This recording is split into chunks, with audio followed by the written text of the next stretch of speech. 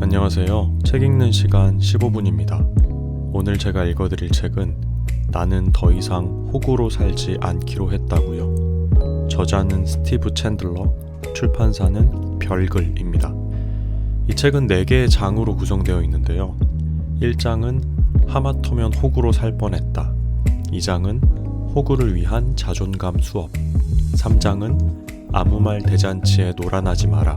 4장은 더 이상의 호구 흑역사는 없다 입니다. 각 장은 다시 여러 개의 이야기로 나눠지는데요. 그럼 1장의 첫 번째 이야기부터 읽어드리도록 하겠습니다. 1장 하마터면 호구로 살 뻔했다. 첫 번째 이야기, 내 삶의 주인이 되려면. 우리가 자기 정신의 주인이 되는 법을 배우기 위해서는 주인이 되면 어떤 모습이고 어떤 기분인지를 머릿속으로 분명하게 떠올려 보는 것이 확실히 도움이 된다. 몇 년 전 내 딸 마지와 스테파니는 학교에서 내준 노래 숙제를 연습하고 있었다. 마지는 초등학교 6학년이었으며 교내 합창단에서 솔로 파트를 맡아 미녀와 야수의 주제곡을 연습하고 있었다. 그리고 중학생인 스테파니는 학예회 연습을 하고 있었는데 머라이어 캐리의 히어로라는 곡을 공연할 예정이었다. 두 아이 모두 내게 자기들이 연습한 노래를 들어달라고 부탁했다. 나는 딸들의 노래를 들어보았고 음악적으로 아주 훌륭하다고 말해주었다. 아이들은 목소리도 좋고 음정도 정확했다. 그런데 한 가지 빠진 것이 있었다. 정신에 생명을 불어넣는 바로 그 힘 말이다. 나는 노래에 완전히 몰입하려면 마음의 여유가 있어야 한다고 아이들에게 일러주었다. 그리고 연습량을 늘리는 것을 권했다. 충분한 시간 동안 연습함으로써 노래의 주인이 되는 마음가짐에 이를 수 있을 터였다. 그 노래가 온전히 자기 것이라고 느낄 때까지, 각자의 안에서 자연스럽고 강력하게 흘러나올 때까지 연습하라고 했다. 마지는 자기 방 벽에 종이 한 장을 붙여두고 노래를 한 번 부를 때마다 표시했다. 마지는 계속해서 노래를 불렀다. 스테파니도 연습의 연습을 거듭했다. 그렇지만 스테파니의 노랫소리는 여전히 머뭇거리는 구석이 있었고 지나치게 조심스러웠으며 너무 억눌려 있었다. 아무튼 둘 다 연습을 멈추지 않았다. 드디어 마지의 공연날이 되었고 마지는 훌륭한 노래를 선보였다. 자신의 솔로 대목에서 마지는 단연 돋보였다. 열정과 힘을 가지고 노래를 불렀기 때문이다. 충분한 양의 연습이 마지에게 주인의식을 불어넣어 준 것이다. 반면 무대에 올랐던 다른 소녀, 소년들은 마치 조심성 많은 작은 로봇들 같았다. 다음은 스테파니의 학예회 차례였다. 스테파니는 노래를 부를 때 여전히 고전을 면치 못하고 있었다. 지금까지의 연습으로는 무대에 설 만한 수준에 이르기 어려웠다. 나는 한 가지 아이디어를 떠올렸다. 비디오 가게에 가서 중고 비디오를 하나 골랐다. 제니스 조플린의 삶을 담은 음악 다큐멘터리였다. 마침 그 비디오에는 운 좋게도 내가 갔던 공연 실황까지 수록되어 있었다. 몬터레이 팝 음악 페스티벌에서 제니스가 자신의 밴드인 빅브라더 그리고 더 홀딩 컴퍼니와 함께 선보인 공연이었다. 당시 나는 몬터레이에 있던 미군 부대에서 군복무를 하고 있었다. 공연이 열리던 늦은 오후, 나는 앞쪽에서 3번째 줄에 앉아 있었다. 제니스가 볼 앤 체인이라는 곡을 공연하며 음악계를 뒤흔든 날이었다. 그 역사적인 장면은 몬터레이 팝이라는 영화에 기록되어 있다. 영화에는 관객과 함께 공연을 지켜보던 마마 캐스 엘리엇이 제니스를 향한 경외감에 가득 차서 입을 쩍 벌리는 장면도 나온다. 그날 제니스는 정말 끝내줬다. 그 전에도 그 뒤로도 나는 그처럼 멋진 장면을 본 적이 없다. 요즘 나오는 거칠고 분노로 가득 찬 여성 록커들 중 어느 누구도 제니스와 같은 정신을 발현하지 못했다. 제니스는 분노로 가득 찬 게 아니었다. 그녀는 열렬히 불타올랐던 거니까. 나는 스테파니와 마지에게 그 비디오에 담긴 볼 앤 체인 공연 실황을 틀어주었다. 다 같이 그 장면을 보았는데 나는 온몸에 소름이 돋았고 눈물을 쏟았다. 나는 정신의 주인인 사람들을 볼 때면 언제나 같은 기분에 휩싸인다.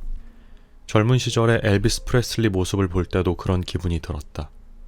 정말 미쳤다고밖에 표현할 수 없는 열정적인 축구선수 척 세실의 모습을 볼 때도 그런 기분이 들었다.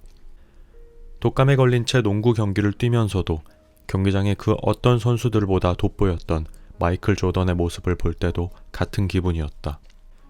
우드스톡 페스티벌에서 엘린 리와 10 Years After를 보았을 때도 마찬가지 심정이었다.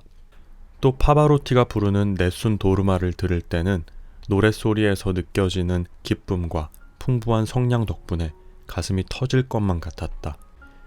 영화 애꾸는 잭에서 열연을 펼친 말론 브랜도와 A Few Good Men에 출연한 잭 니컬슨의 모습을 볼 때도 그러했다. 레너드 코온 감독이 찍은 다큐멘터리 뷰티풀 루저스에서 버피 세인트 마리아가 God is Alive, Magic is Afoot을 부르는 모습을 보면서도 같은 감정이었다. 정신의 주인인 사람이 눈앞에 있으면 나는 항상 이렇다. 정신의 주인들은 가지고 있는 모든 것을 건다. 곤란한 상황에 대한 두려움을 모두 잃어버린 그들은 일말의 거리낌도 없다. 다른 사람들이 어떻게 생각할지에 대한 걱정은 모조리 벗어던진다. 제니스 조플린이 노래 부르는 모습을 보면서 스테파니의 눈이 조금 커졌다. 그 작은 체구의 여성이 뿜어내는 열정과 자유로움, 그리고 힘은 죽은 사람마저 벌떡 일으킬 만큼 강력했다. 제니스의 노래가 끝나자 비디오 화면은 우와 하고 감탄하는 마마 캐스의 모습을 비추었다. 스테파니 역시 우와 하고 감탄사를 내뱉었다. 진짜 히어로. 비디오 테이프를 꺼내면서 나는 스테파니에게 이렇게 말했다. 살다 보면 정말로 마음먹고 뭔가를 시도할 기회라는 걸 깨닫는 순간이 찾아오지. 너는 노래를 잘 부르는 아이야. 나는 내가 무대 위에서 노래를 아주 잘 부르리라고 확신한단다. 내가 할 일은 스스로 결정을 내리는 것뿐이야. 그걸 위해 얼마나 도전하고 시도할 건지 말이야. 너라는 사람은 내가 생각하는 것과 전혀 다르단다. 너는 내가 원하는 어떤 사람이든 될 수 있어. 노래를 부를 때면 너는 제니스 조플린을 떠올리게 될 거야. 하계회 공연이 열리던 날 밤은 아주 즐겁고 마음이 가뿐했다. 나는 제니스 조플린에 대해 스테파니에게 일장 연설을 늘여놓았던 일을 거의 잊은 채 관객석에 앉아서 스테파니가 공연하고 노래 부르는 모습을 즐길 뿐이었다. 몇몇 공연자들이 각자의 재능과 개성을 무대 위에서 선보인 다음 스테파니 차례가 다가왔다. 스테파니는 CD에 담긴 히어로 노래 반주를 틀고 코러스를 불러줄 공연자들과 함께 등장했다. 스테파니는 검은 드레스를 입고 무대 위에 올라 노래를 시작했다. 체육관 객석에 자리 잡은 스테파니의 친구들은 박수를 치고 환호성을 지르며 응원했다. 처음 노래를 시작할 때 스테파니의 목소리는 조금 작았으며 긴장된 기색이 느껴졌다. 부드럽게 첫 소절을 불러나가면서 음정은 정확히 맞아떨어졌다. 스테파니는 이따금씩 관객을 둘러보며 때로는 약간 수줍어하며 미소 지었다. 노래가 점점 무르익으면서 나는 스테파니의 내면에서 무언가가 바뀌는 것을 알아차릴 수 있었다. 마지막 소절을 향해 가는 동안 하이힐 차림의 스테파니는 무대 앞으로 한 걸음씩 걸어 나왔고 얼굴에는 더 이상 쑥스러운 웃음기가 보이지 않았다. 목소리는 점점 더 우렁차게 나왔으며 객석의 관객은 더 이상 안중에도 없는 듯했다. 오로지 노랫소리만이 공연장을 가득 메웠다. 내 눈에는 점차 눈물이 차올랐고 심장이 빠르게 뛰는 것이 느껴졌으며 마음이 벅차올라 목이 메였다. 그리고 이런 생각이 떠올랐다. 스테파니가 온 마음을 다하고 있어. 진심을 다해 도전하고 있다고. 마지막 코러스 대목에 접어들 때 스테파니는 노래를 완전히 장악하고 있었다. 혼을 다해 부르는 스테파니의 노래가 관객석에 울려 퍼졌다. 이전에는 들어본 적 없는 노랫소리였다. 객석에 있는 아이들이 벌떡 일어서서 손을 치켜들며 환호성을 지르기 시작했다. 그렇지만 스테파니의 목소리는 환호성을 뚫고 솟구쳤다. 그 모든 것을 넘어서서 그날 가장 힘차게 이어진 관중의 박수갈채 속에서 노래가 마지막에 이를 때까지 오로지 자기 자신만을 위해 울려 퍼진 노래였다. 노래가 끝나자 아이들뿐만 아니라 어른들까지도 일어서서 기립박수를 보냈다. 꽤 오랫동안 접하지 못했던 순간, 인간의 정신이 타오르는 순간을 지금 막 접했다는 사실을 깨달으면서 말이다. 나는 친구들과 가족들을 바라보면서 감탄했다. 우와, 나는 아주 깊이 감명받았다. 나는 스테파니에게 제니스 조플린을 보여주었고, 그러자 스테파니는 내게 스테파니를 보여주었다. 당신 내면에도 존재한다. 올리버 웬들 홈스는 이렇게 말한 바 있다. 대부분의 사람들은 자신만의 음악을 내면에 간직하고 무덤에 묻힌다. 그의 말이 맞았다. 대부분은 그렇다. 사람들은 각자의 음악 소리를 세상에 내보이지 못한 채 세상을 뜨는 까닭은 그 음악을 들어보지 못해서가 아니다. 대부분의 사람들은 그 음악이 자기 안에 있다는 사실조차 모르기 때문이다. 스테파니가 자신의 정신을 찾게끔 만든 요소는 주변 환경 자체에 있지 않다. 제니스 조플린의 공연 영상을 본 일이 스테파니를 일깨운 것이다. 당신은 자신 안에 자리 잡고 있는 정신과 좋은 친구가 될 수 있다. 원할 때면 언제든지 말이다. 정신은 항상 그곳에 머물러 있으니까. 당신이 지니지 못한 무언가를 스테파니가 지녔던 게 아니다. 스테파니에게 없는 것은 마찬가지로 제니스 조플린에게도 없다. 다음에 누군가에게서 타오르는 정신을 발견한다면 마냥 경탄만 하지 마라. 당신 자신의 정신을 어떻게 하면 좋을지를 생각하라. 남의 정신을 부러워하지 말고 당신의 정신을 만들어내라. 자기 자신과 대화를 나눠라. 그리고 차츰 당신의 정신에 대해 생각해보라. 무언가 위대한 일을 해내는 사람을 볼 때마다 나도 저렇게 해낼 수 있어 라고 말해보라. 대부분의 사람들은 이렇게 반응한다. 와, 나라면 절대 저렇게 못할 텐데 말이야. 그런 사람들은 부정적인 말을 통해서 깊고 확실한 신경회로를 닦아나가는 셈이다. 절대 저렇게 할 수 없어 라고 말함으로써 그들은 자신이 별로 뛰어난 것 없는 그렇고 그런 축에 끼어 있다는, 그러니까 자기는 그저 그런 평범한 사람이라는 환상을 만들어내고 스스로 그 속에 갇히는 것이다. 당신이 지닌 능력에 대해 말하는 방식을 바꾸면 당신은 달라질 수 있다. 다른 사람들에게서 발견하는 위대함은 당신 내면에도 존재한다. 당신 안에서 위대함을 찾을 수 있다고 나는 약속한다. 당신이 어떤 사람이든 지금껏 당신이 발명하고 만들어온 자신이 어떠하든 간에 말이다. 스테파니는 제니스 조플린 안에서 자신의 모습을 보았다. 당신은 스테파니 안에서 당신의 모습을 볼 것이다.